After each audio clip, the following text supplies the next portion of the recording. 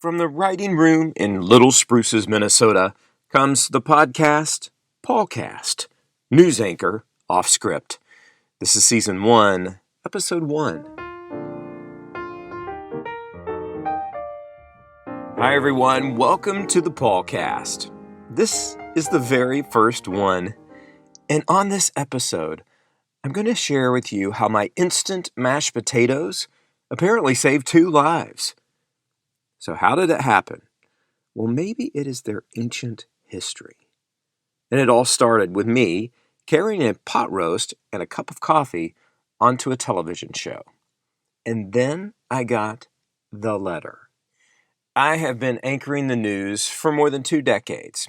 It's often bad. It's often sad. It is rarely good. And yes, Don Henley, I could even tell you about a plane crash with a gleam in my eye. But why would I? I know better after all these years. And I call this the PaulCast because I'm not talking about bad news. In fact, I'm rarely going to talk about the news at all. This is life off script, after the cameras are off. I do think you'll learn a little something, and I hope to make you smile along the way. I'm going to stop short of saying make you laugh, but I might get a Mona Lisa smile out of you. You know, that look that she has. She's amused, but you're not funny. I don't know, maybe she thinks she's seen it all. She's been around since 1519. I looked it up.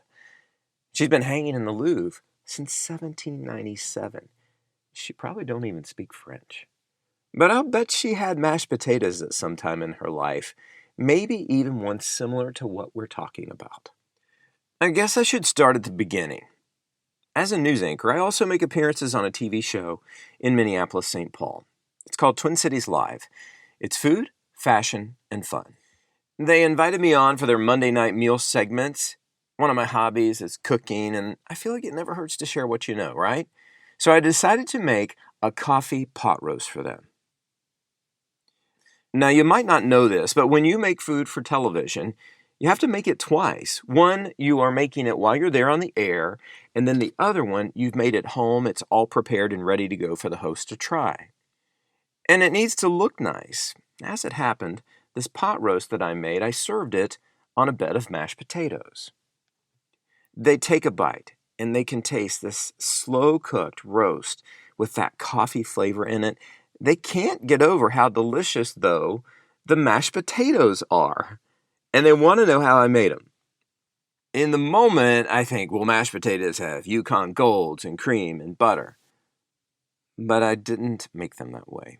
And I'm a Southerner in Minnesota, which is about as rare as a dog dancing the two-step. And I was raised in church and instilled with a church lady in me, and she rides my conscience. Dana Carvey would be proud. So finally, I say, they're instant. Idahoans, actually, the buttery home-style ones, you just add water. Now, my guess is you've never given much thought to instant mashed potatoes, other than you just add water.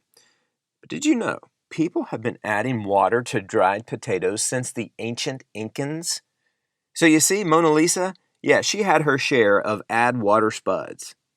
But it was thousands of years ago. Incan people made sure they knew how to preserve potatoes. In Barbara Somerville's book, Empire of the Incas, she describes how the ancient Incans figured out instant potatoes. They would slice them thinly, and then they would lay them out overnight in freezing temperatures. And when they woke up for days, they would get up, scrape the frozen ice crystals off the potato slices. They were making sure that they freeze-dried properly. And then they would gather them up, store them just in case they had a crop failure or a famine. All they had to do was add water.